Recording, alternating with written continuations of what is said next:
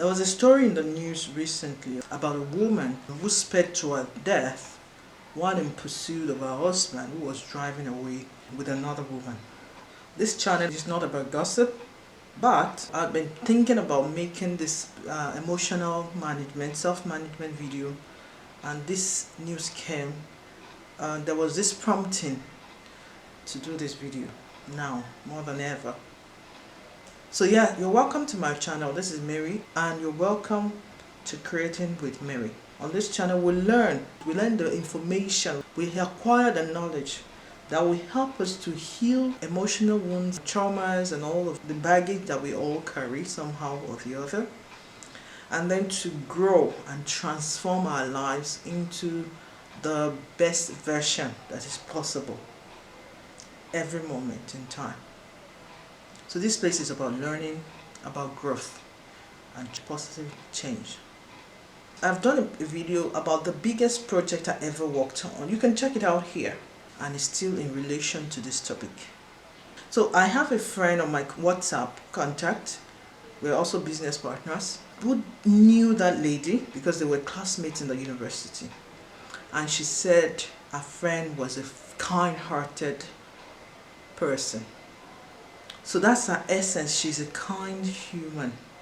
Quite a number of other persons also on Facebook shared about that woman, affirming that kind-heartedness.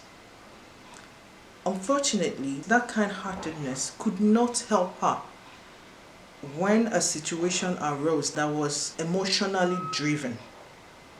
This was an emotional situation. It's very clear that she wasn't in control of her emotions. So typically when we view how we drive a car, we are handling the steering of the car when we're driving it. Immediately we take our hands off that steering, there's a high chance that we're going to end up in a tragic situation.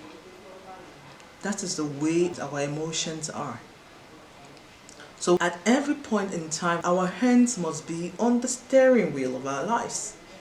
On the emotion, we are in control. We must be in control of our emotions, of our thoughts, of our behaviors. Once we give that control over, or once we let go of that control, you don't know who can have access to the car and what their intentions will be. Or you don't know how the car would behave. Most times it doesn't go well. This is where learning comes in. This is where the skills, you have to learn the skills to be able to manage ourselves. We are all managers. Don't look at the title of someone in the office and say they are bank manager. Yes, bank manager is managing resources and people within the bank. It may or may not be a good manager of himself or herself. So one of the most important skills that anyone can have in this world is self-management. And on this channel, I'll give you the tips and the tools you need to manage yourself. We come into this world, the earth is a school, we learn. And if you refuse to learn, there will be the consequence. You will have to suffer. The suffering will come. There are degrees to it. So we have to learn this skill set to be able to manage ourselves in whatever situation that is presented to us. Our emotions are varying. You can be angry, you can be sad, you can be happy, you can be joyful, you can be tensed, you can be anxious. You have a wide variety of emotions. You have to be aware of them within yourself, what triggers them.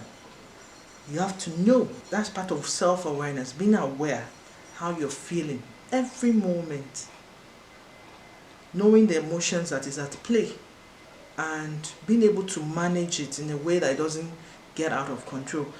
There's this notion that we have, it's like it's societal thinking, that whenever we get married to someone, we own them. Let us ditch that notion. It's a very false notion. They are false notions, false beliefs. They are not true. No one owns anyone. No one. No one owns no one. Every spirit is a free spirit. They come by on individually. When you're born alone, and when you die alone. So no one owns no one. The spirit is free. It comes to do a certain thing here, and then it leaves at a certain time. So no one owns anyone. So the woman doesn't own the man in a marriage, and the man doesn't own the woman. Once we get this fundamental information, let it seep into our system, I think we're in a place to further grow in the knowledge of self. When we're seeking to control another human being, and the person decides to act outside of what we want, doesn't mean the relationship can still not work. It depends on the circumstances around that relationship. But one thing that we should have in mind, that the only person that I can control is me. I control my choices, I control my behavior, I control my emotions, I control everything, what I want to do. But when it comes to somebody outside of myself, they also have these things within themselves. They choose a certain way of being. They choose to learn or not to learn, to manage their emotions, to take personal accountability or responsibility. They choose. And if you choose to go the way of learning, you learn and you manage yourself. And if they choose not to go the way of learning and cannot manage their emotions, it behoves on you to want to know how to keep boundaries. I also shared about boundaries in another topic. So these are important information that we need to manage self. It's unfortunate that this woman is dead. I pray for her, that her soul will rest with our Maker, and that our family will be comforted. It's a very difficult person. It's a very difficult situation to grapple with as a parent or as a child. The family need the prayer, not judgment.